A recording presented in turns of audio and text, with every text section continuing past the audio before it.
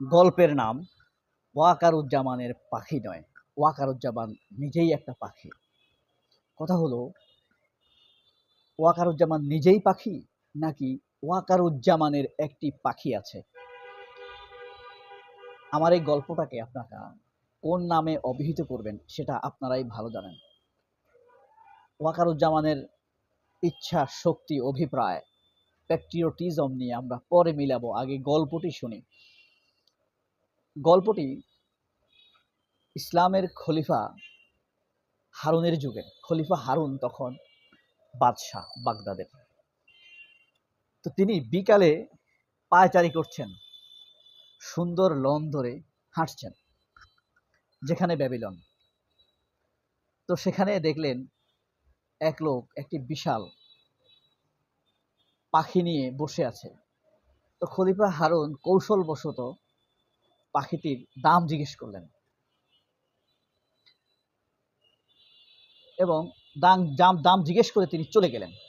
সামনে সমজাতীয় আরো অনেক পাখি দেখতে পেলেন, সেই পাখিগুলোরও দাম জিজ্ঞেস করলেন। খলিফা হারুনের মনে হলো এই বিক্রেতা পাখিটির দাম যথেষ্ট পরিমাণ বেশি চাচ্ছে। বেশি তো বেশি নয়, বহু বেশি। যে কারণে আশ্চর্য হয়ে হোক, কৌতূহল বশত হোক, অথবা যারা ক্রেতা ভোক্তা তাদের উপরে জুলুম হতে পারে বেশি দামের কারণে, এই কারণেই হোক, খলিফা হারুন ফিরে আসলেন। ফিরে এসে বিক্রেতাকে জিজ্ঞেস করলেন, তুমি পাখির যে দাম চেয়েছো, এই পাখির এত দাম কেন? তখন খলিফা হারুনের কথা শুনে লোকটি বলল, এটি কোনো সাধারণ পাখি নয়, এটি অনন্য সাধারণ এক ব্যতিক্রম পাখি। খলিফা হারুন বললেন, কি ধরনের ব্যতিক্রম? তখন বিক্রেতা বলল যে এই পাখিটি অসাধারণ। আমি যখন শিকারে যাই তখন এই পাখিটিকে আমার ফাঁদের পাশে বেঁধে রাখি। সেখানে বেঁধে রাখার পর পাখিটি অদ্ভুত সব শব্দ করা শুরু করে এবং এই শব্দ শুনে আশপাশ থেকে তার সমগোত্রীয় সমজাতীয় পাখিরা এখানে এসে ভিড় করতে থাকে। তখন আমি একসাথে অনেকগুলো পাখিকে শিকার করি। আপনি খেয়াল করলে দেখবেন, বিক্রেতা বলছে খলিফা হারুনকে, যে আপনি খেয়াল করলে দেখবেন এই পাখিটির একটি পা নেই এবং অদ্ভুত ভঙ্গিতে সে গান গাইতে পারে। এই গানের টানে অন্য পাখিরা আসে, আমি একসাথে পাখি শিকার করি। তখন খলিফা হারুন আর দেরি করলেন না, খুব বেশি দাম দিয়ে ওই পাখিটি কিনে ফেললেন। কিনে সাথে সাথে জবাই করে দিলেন, জবাইয়ের ব্যবস্থা করলেন, ব্যবস্থা করে জবাই করে দিলেন। তখন বিক্রেতা আশ্চর্য হয়ে বলল, আপনি পাখিটি কিনলেন আবার সাথে সাথে জবাই করে দিলেন, এত দামি পাখি। তখন খলিফা হারুন বলল, তোমার এই পাখিটি বেঈমান পাখি। যেই জাতিতে, যেই দলে, যেই দেশে এরকম বেঈমান আছে, তাদের পরিণতি এমন জবাই করাই হওয়া উচিত। তখন বিক্রেতা বলল যে কে বেঈমানি করলো আর কে দেশপ্রেম করলো সেটা জেনে আপনার কি? তখন হারুন বললেন, আমি পরিচয় দিয়ে বললেন, আমি খলিফা হারুন। খলিফা হারুনের আসল নাম কিন্তু খলিফা হারুন না, তার একটি অদ্ভুত চমৎকার নাম আছে, আরেক গল্পের সময় সেটা বলব। এই যে বেঈমান পাখিকে মেরে ফেলা হলো, একবার ভাবুন তো, এই ওয়াকার হলো শেখ হাসিনার পাখি, ওয়াকারুজ্জামান শেখ হাসিনার পাখি। সে যখন শিকার করার প্রয়োজন হয় তখন সার্জিসকে দিয়ে ফেসবুকে স্ট্যাটাস দেয়াবে কয়েকটি অপ্রিয় সত্য, মাসুদ কামালকে দিয়ে তাহাজ্জুদের গল্প শোনাবে,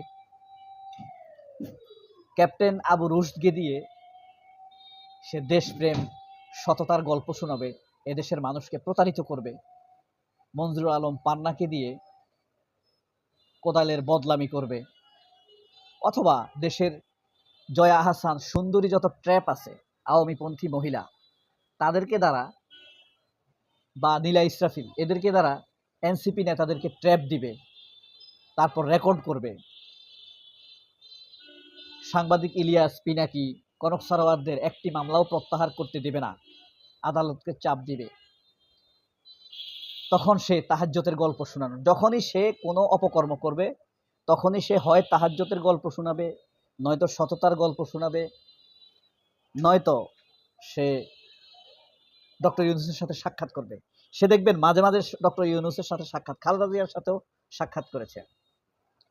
সে যখন খালেদা জিয়ার সাথে সাক্ষাৎ করে সেপ্টেম্বর মাসের ২৩ তারিখ, তখন তার সাসপেন্ড প্রায় নিশ্চিত। খালেদা জিয়ার সাথে সাক্ষাৎ করে সে বিএনপি নেতাদের আস্থা নেবার চেষ্টা করেছে। এখন বলেন, এই যে খলিফা হারুনের বাকবাকুব গান, সর্বশেষ সে কি করলো? সার্জিস আলমকে বলল একটি স্ট্যাটাস দাও। সার্জিস আলম ফেসবুকে লিখলো কয়েকটি অপ্রিয় সত্য। ওয়াকারুজ্জামান ৫ই আগস্টের পর থেকে প্রত্যেক শনিবারে আহতদেরকে দেখার জন্য হাসপাতালে যায়, অথচ এটি চরম মিথ্যা কথা। ৫ই আগস্টের পর্যন্ত সে এ পর্যন্ত ২ বার গিয়েছে। একদিন ইফতার করানোর জন্য রমজানে, আরেকদিন তার আগে। এছাড়া সে কখনোই সেদিন হাসপাতালে যায়নি। এখন কথা হলো, সার্জিসকে দিয়ে কেন মিথ্যা স্ট্যাটাস দেয়াতে হলো ওয়াকারকে? এর কারণ হলো, এদিক দিয়ে সার্জিস স্ট্যাটাস দিবে, মানুষের দৃষ্টি আরেক দিকে ঘুরে যাবে।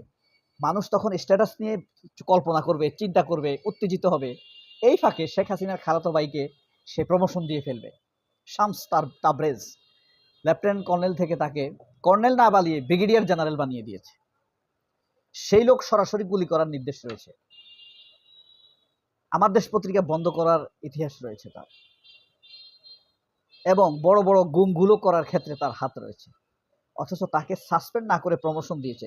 এখন এই প্রমোশন দিলে তো হাউকাউ পড়ে যাবে চারদিকে।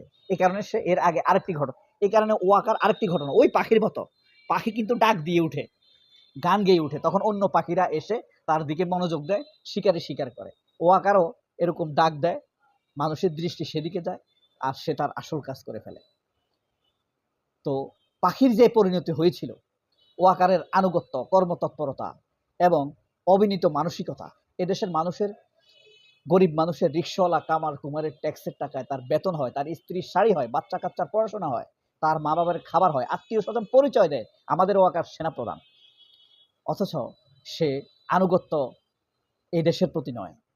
অন্যদিকে একবার চোখ বন্ধ করে ভাবুন তো, এই ভিডিওটা বন্ধ করে দেন প্রয়োজনে, চিন্তা করে দেখেন, এখন যদি আমাদের পার্শ্ববর্তী দেশের সাথে কোনো যুদ্ধ হয়, ওয়াকার কার প্রতি আনুগত্য প্রকাশ করবে?